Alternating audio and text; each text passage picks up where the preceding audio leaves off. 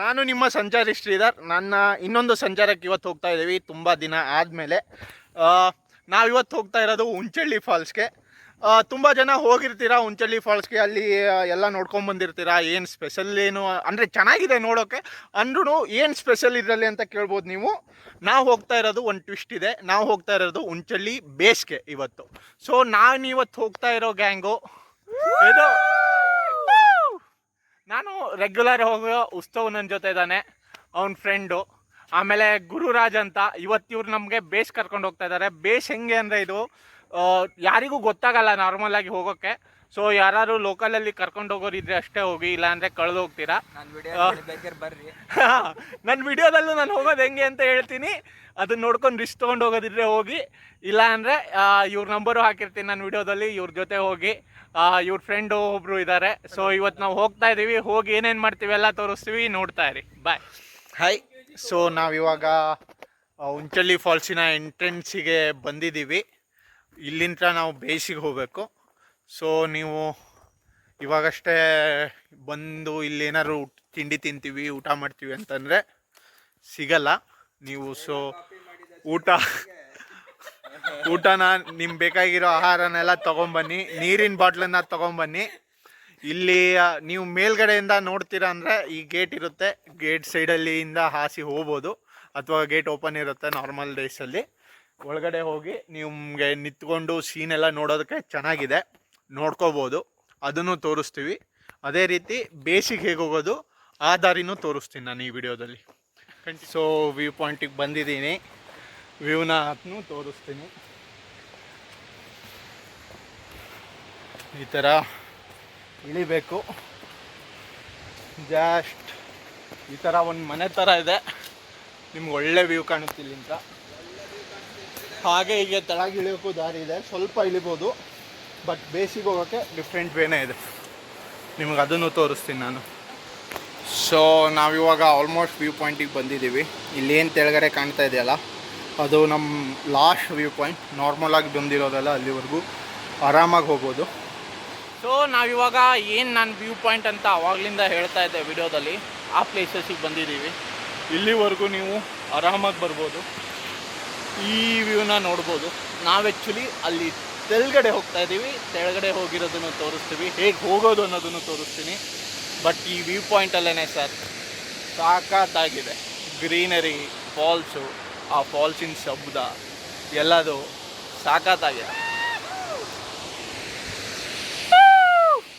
ನಾನು ಆಲ್ರೆಡಿ ನಿಮಗೆ ವ್ಯೂ ಪಾಯಿಂಟ್ಗೆ ಹೋಗೋದು ತೋರಿಸಿದೆ. ಈ ಕಡೆಯಿಂದ ಹೋಗಿ ವ್ಯೂ ಪಾಯಿಂಟಿಗೆ ಹೋಗ್ತೀವಿ. ವ್ಯೂ ಪಾಯಿಂಟಲ್ಲಿ ಹೆಂಗೆ ಸೀನ್ ಕಾಣುತ್ತೆ ಅನ್ನೋದು ತೋರಿಸಿದೆ. ಇವಾಗ ಈ ದಾರಿ ಏನಿದೆ ಅಲ್ಲಿಂದನೇ ಪಕ್ಕದಲ್ಲಿ ಬಲಗಡೆ ಒಂದು ದಾರಿ ಇದೆ. ಈ ದಾರಿದಲ್ಲಿ ನೀವು ಬೇಸಿಗೆ ಹೋಗ್ಬೋದು, ಗಾಡ್ಸ್ ಯಾರು ಇದ್ದರೆ ಬಿಡಲ್ಲ ಅಂತ ಹೇಳಿದರು.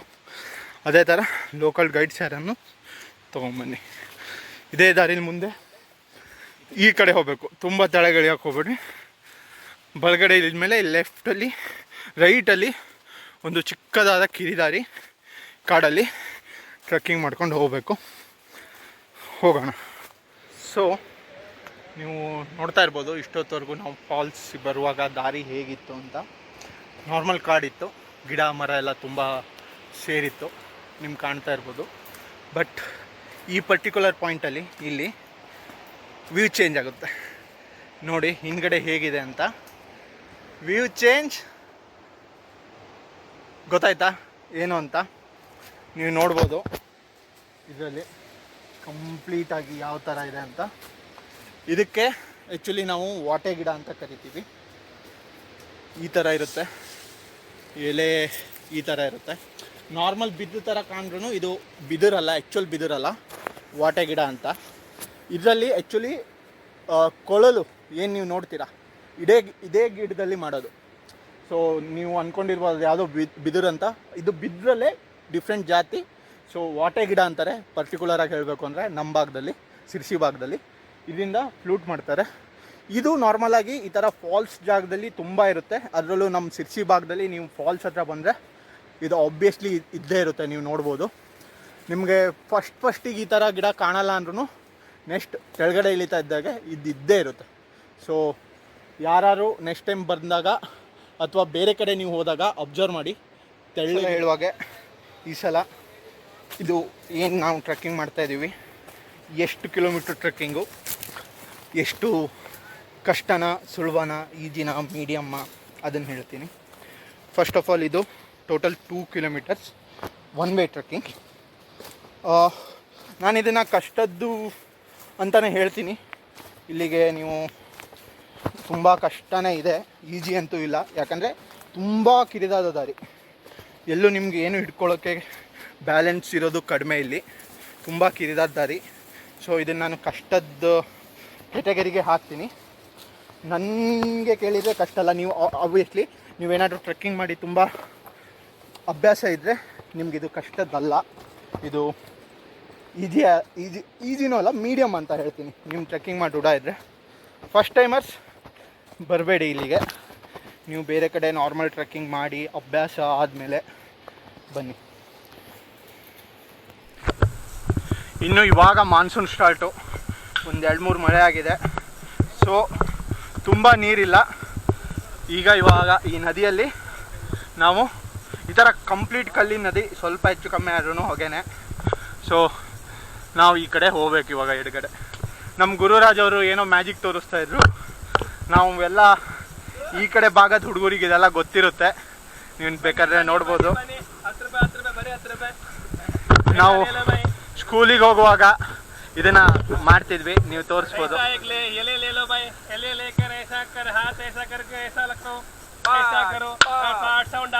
ಸೌಂಡ್ ಬಂತು ಕೇಳ್ತಾ. ಮಲೆನಾಡಲ್ಲಿರೋ ಎಲ್ಲ ಹುಡುಗರಿಗೂ ಇದು ಗೊತ್ತಿರುತ್ತೆ. ಇದು ನಮ್ಮ ಚೈಲ್ಡ್ಹುಡ್ ಮೆಮೊರಿ ಇದು ನಮಗೆ. ಇದು ಆಮೇಲೆ ಕಲ್ಲಿ ಗಿಡದಲ್ಲಿ ಸರ ಮಾಡ್ತಿದ್ವಿ. ಇವೆಲ್ಲ ನಮ್ಮ ಈ ಭಾಗದಲ್ಲಿರೋ ಮಕ್ಕಳಿಗೆ ಚೈಲ್ಡ್ಹುಡ್ ಮೆಮೊರೀಸ್, ಅದರಲ್ಲೂ 90s ಮಕ್ಕಳಿಗೆ. ಸೊ ನಾನು ಹೋಗೋದು ನಿಮ್ಗೆ ತೋರಿಸ್ಲೇಬೇಕು ಈ ಸಾಹಸಮಯ ಕಥೆಯ. ಸಖತ್ತಾಗಿದೆ, ರೂಢಿರ್ಬೇಕಾದ್ರೆ ಸಖತ್ತಾಗಿದೆ. ಪುಣ್ಯಕ್ಕೆ ಇವತ್ತು ಬೆಳಗ್ಗೆ ಯಾವಾಗೂ ಮಳೆ ಆಗಿಲ್ಲ, ಇಲ್ಲಿ ಜಾರ್ತಾ ಇಲ್ಲ, ಇಲ್ಲ ಅಂದರೆ ಹರಿದೋಗಿರೋದು. ಬಟ್ ಚೆನ್ನಾಗಿದೆ. ಸೊ ನಾನು ಆವಾಗ ವ್ಯೂ ಪಾಯಿಂಟ್ ತೋರಿಸಿದ್ದೆ, ಅಲ್ಲಿದೆ. ನಾವು ಈ ಕಡೆಯಿಂದ ಇಳಿದು ಇಲ್ಲಿ ಬಂದು ಹೀಗೆ ಬರ್ತಾಯಿದ್ದೀವಿ. ಫಾಲ್ಸ್ ಬೇಸ್ಮೆಂಟ್ ಸಖತ್ತಾಗಿದೆ ಗುರುವೆ. ತುಂಬ ಬೆಳೆದಿದ್ದೀವಿ, ತುಂಬ ಕಷ್ಟಪಟ್ಟಿದ್ವಿ. ಅದೇನೋ ಅಂತಾರಲ್ಲ, ಕಷ್ಟಪಟ್ಟಿದ್ದಕ್ಕೆ ಬೆಲೆ ಸಿಗುತ್ತೆ ಅಂತ, ಆ ಥರ ಈ ಸೀನ್ಸ್ ನೋಡೋಕ್ಕಿದ್ದಾಗ ಇನ್ನೂ ಸ್ವಲ್ಪ ಹೋಗಬೇಕು. ಇಲ್ಲಿವರೆಗೂ ಬಂದವರಿಗೆ ಅದೇನು ದೂರ ಅಲ್ಲ, ಹೋಗ್ತೀವಿ. ಅಲ್ಲಿಂದನೇ ವಿಡಿಯೋ ತೋರಿಸ್ತೀನಿ. ಬೇಸಿಗೆ ಬಂದಾಯಿತು, ಇನ್ನೇನು ಅಲ್ಲಿ ಕೆಳಗೆ ಇಳಿದು ಆ ಮೂಲೆಗೆ ಹೋಗ್ಬೇಕಷ್ಟೇ. ಇವಾಗ ಹೋಗ್ತೀವಿ.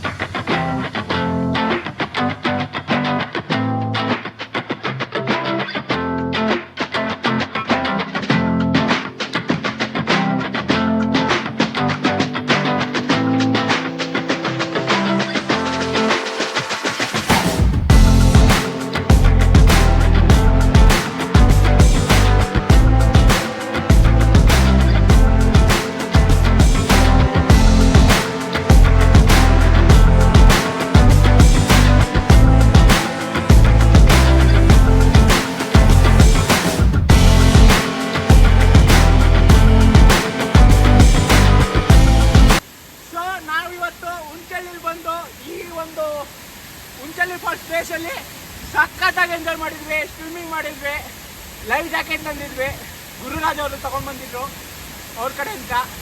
ಸಖತ್ತಾಗಾಯ್ತು, ಸ್ವಿಮ್ಮಿಂಗ್ ಹೊಡಿದ್ವಿ. ಆ ತುಟಿ ಏನು ಕಾಣ್ತಾ ಇದೆಯಲ್ಲ ನಿಮಗೆ, ನೀರು ಬೀಳ್ತಾ ಇದೆ, ಆ ಪಾಯಿಂಟಿಗೆ ಹೋಗಿ ನಿಲ್ತಿದ್ವಿ ಆರಾಮಾಗಿ. ಅಲ್ಲಂತೂ ಸ್ವರ್ಗ ಗುರು.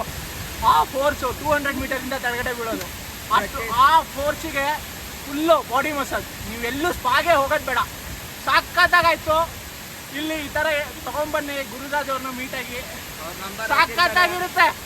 ಬೊಂಬಾಟ್ ಟ್ರೆಕ್ಕಿಂಗ್ ಇಳೋದು ಬಂದಿದ್ದಕ್ಕೂ ಇಲ್ಲಿ ನೋಡಿದ್ರೆ ಸ್ವರ್ಗನೇ ಅನ್ಸುತ್ತೆ. ಸುಸ್ತು ಅನ್ನೋದು ಹೋಗ್ಬಿಡುತ್ತೆ ಫಾಲ್ಸ್ ನೋಡಿದ್ರೆ. ಬನ್ನಿ, ಎಂಜಾಯ್ ಮಾಡಿ. ಈಗೇನು ನೋಡ್ತಾ ಇದ್ದೀರಾ ವ್ಯೂ ಎಲ್ಲ ಇದೇನು ಅಲ್ಲ, ಅಲ್ಲಿ ಹೋಗಿ ನೋಡಿದ್ರೆ ಬಾಹುಬಲಿ ಸೀನ್ ಇದೆ ಅಲ್ಲ, ನೆನಪಾಗುತ್ತೆ.